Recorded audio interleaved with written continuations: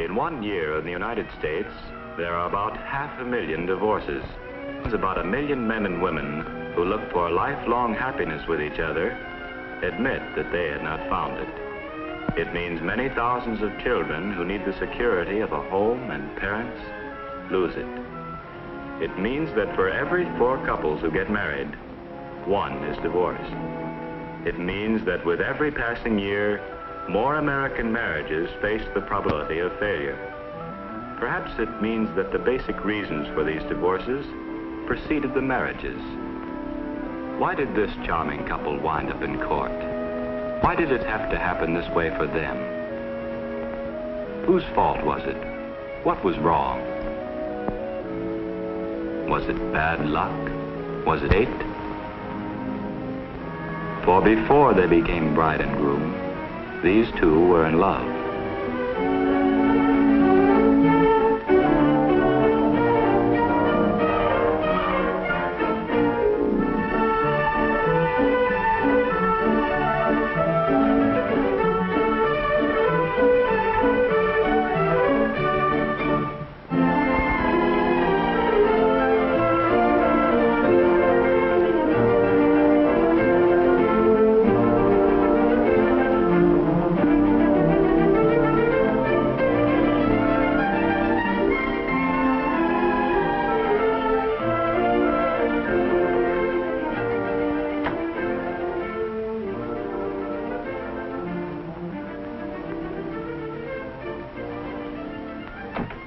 Did you ever see such a day, Ken? Grandma used to say it's so healthy around here they had to shoot a man to start a graveyard. They say Johnny Appleseed went by this way. Winnie, you've opened up a whole new world for me. Oh, Ken, the ring. You squeezed so hard. Isn't it rich looking and unusual? And inexpensive, too.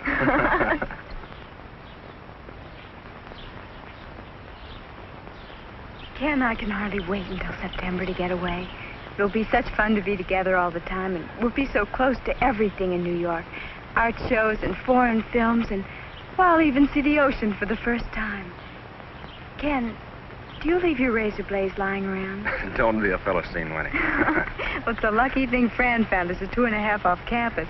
But what'll we put in it? Well, that little Picasso sketch I picked up, that goes in the living room. It's a masterpiece. And the Bendix? You take care of the homemaking. I'll look after the books and records. No male supremacy now, Professor. It doesn't go with your salary. Ken, do you like babies? Sure. Your own? I hadn't thought of it.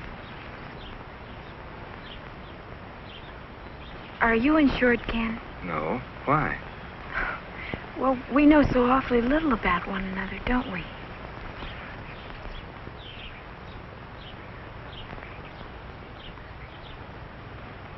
Wouldn't it be nice if we could just wander up a road like this with never a care? Oh, yes, darling, but someday we've got to stop and think things out. Sure, but I'm awful hungry right now. Well, come on.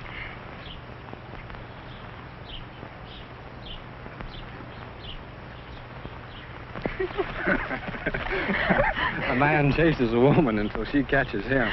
Oh, Ken, isn't this heaven? Ken, let's not think too far ahead yet. Let's just fill every second with minutes. Nothing's changed, has it, Ken? Of course not, Angel. I'm still a mystery to you. As mysterious as life itself. I wanted to stay this way forever and ever.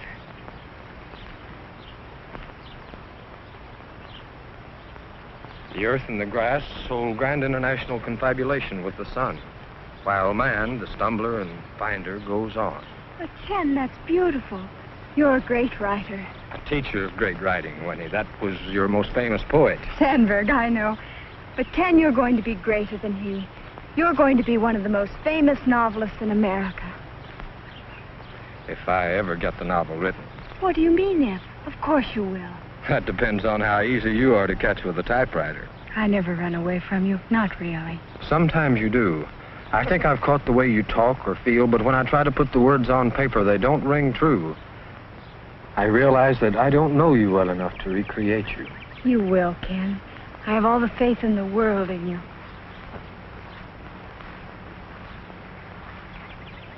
Winnie, Do you always have to pick things? Why not? You see a flower and you think of Sandberg or Whitman. I see a flower and I want to wear it in my hair or put it in a vase.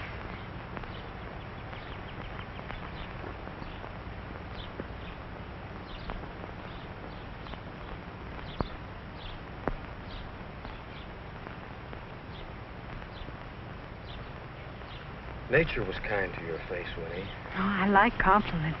I wish you'd take off that powder, though. And show my freckles. Well, they're yours, aren't they? Don't the girls in New Orleans have freckles? No, they stay out of the sun. Well, I didn't. I used to tumble around and climb fences and... You want to see the scars on my knees? You're such a faker. Same as you. Ken, am I fun to be with? Oh, Ken, I like your laugh. You laugh with your eyes.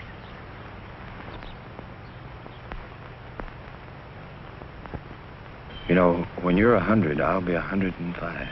I want to die before you do, Ken. Blue eyes say, love me or I die. Brown eyes say, love me or I kill you.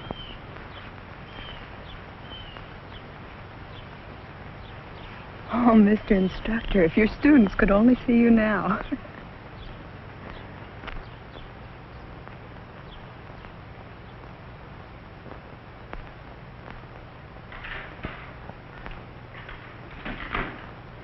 Hi. Did you have a good time? Wonderful. I've got to change.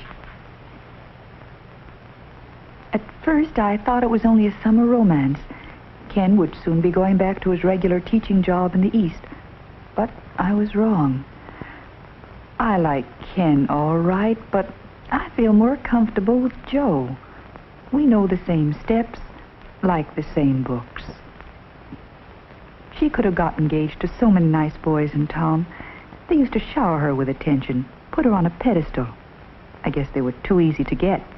Sometimes I think she just wants to get away from home. But that's Winnie. Always searching for something beyond her reach. She has to know as much or more than anybody else. No wonder they gave her a job in the dean's office when she graduated. She was a star in her own little world. She could breathe life into the dullest routine. She made things go the way she wanted them to. The girls loved her. She was so charming and helpful. I was sure she wouldn't give it up for anything in the world. She seemed to be made for a career.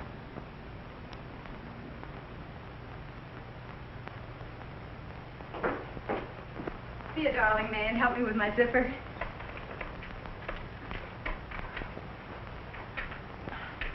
Don't jump around so. Oh, I look a mess. You never looked better. Am I too showy?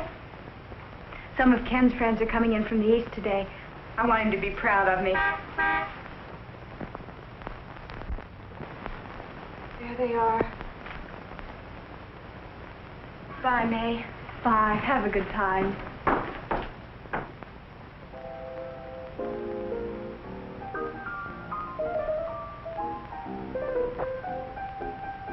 And the honeymoon's all set? I still can't believe it, Ken. You were so delightfully unattached. Don't worry, Winnie. You're the most charming of them all. Ken, I know where I can get you some lovely odd chairs. Very functional. Oh? But I thought we were going to have early American, darling. You can trust Fran, Winnie. Her taste is faultless. Why don't we go watch the moon, Peter, while they plan a home for me? Oh, I wouldn't dare, Winnie. I might lose my head. Why don't you tell Fran about your novel, Ken? Is it a secret? Yes, our secret. Why, Ken, I didn't know you had it in you. You just haven't appreciated him. It won't be long before the whole world knows the real Ken. Do tell me about it. I'd rather not. It's a little early, or late, rather. Shall we go? Don't you think we make a charming couple?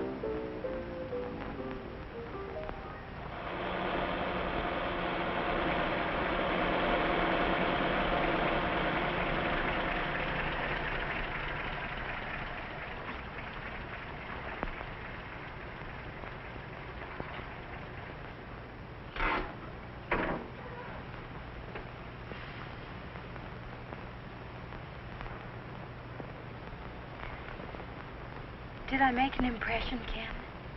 You did all right. I wanted so much to do the right thing. I know. But I felt so left out. That could happen to anybody. Ken, are they all like Fran? Intellectuals, you mean? No snobs. You're imagining that, Winnie. You'll get used to them. It'll take time. To get elevated to her level, is that what you mean? Ken, how can you sit there and be so superior? Don't I count? Of course you do, Winnie. But you can't expect me to give up Fran and Pete. They're my kind of people. I'd hoped that we'd be like them. Well, I don't want to be like her. But what's the matter with Fran and Pete? Ken, I think you better take me home. If that's what you want, sure. Why not?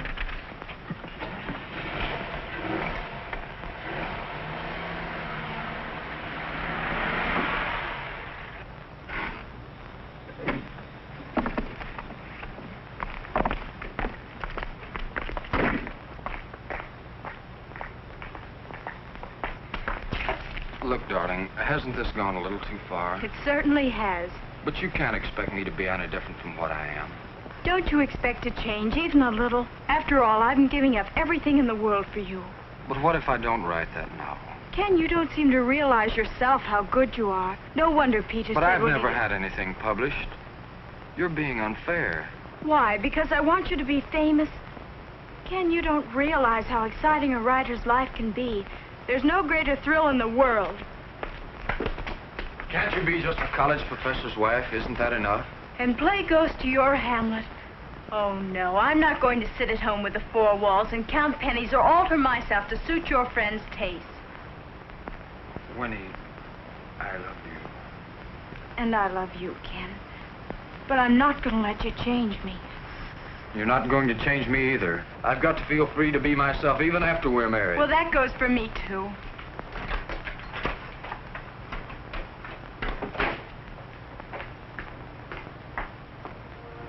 He was in one of those moods again, and late as usual. But he was very popular, and nobody minded, of course. He liked to hold his class outdoors when the weather was nice. He called it Folk Origins of American Poetry. But Lit 131 was more than that, really, much more. He had read a lot and traveled widely and was a brilliant lecturer. But he was too easygoing. There was no discipline at all. He was so informal and so impersonal. I didn't think he could belong to anyone. He used to invite me up to his room once in a while. I could never figure out his game. He enjoyed things much more than he enjoyed making something of himself. He liked to talk about the folklore of the country people, the ballad singers and the musical instruments. He took pleasure in new values and ideas, and especially he liked the feeling of a university wall around him. He never was called on to make any practical decisions. He could go on thinking and dreaming and doing as he pleased. He left early one morning. Later I heard he went on a field trip with Professor Gates. He was gone for days. He made sure it was way out where no one at all could reach him. His words were few, but his looks, they will linger forevermore. The smile in his sad dark eyes, more tender than words could be. But I was nothing to him, though he was the world to me. Today and there in his garden strolled, all robed in her satins and lace, Lady Mary so strange and cold, who held in his heart no place. I couldn't stand it any longer, Ken. Who told you that I was here? I had to come back to you. I wouldn't have known a moment's peace all my life. But this is 100 miles from nowhere. I kept thinking about you all the time. I couldn't sleep. It wasn't easy for me either. Ken, we've got a chance to be happy. Let's not throw it away. Are you sure? I don't want to be sure of anything, except that you love me. But I was nothing to him, though he was the world to me. Today in his palace grand, on his flower-strewn bed he lies. With his Ken, put your arms around me. Oh, Ken, I want so to feel, I don't know, together again the way we were. You're so lovely, Winnie. For every woman in this world, Ken, there's only one man. So enchanting. When you marry for love, Ken, you're always happy. So seductive. Are you going to be nice again, Ken? You'll see now. And you'll be an angel about everything. Always. And we'll never disagree about anything at all. Never. And you won't forget my birthday? June 26th. And promise you won't take me for granted. I promise. And you'll never get fat and bald. Never. And we'll always be in love, even when we're old. Always. Kiss? To what, Ken? What to? You say. To love.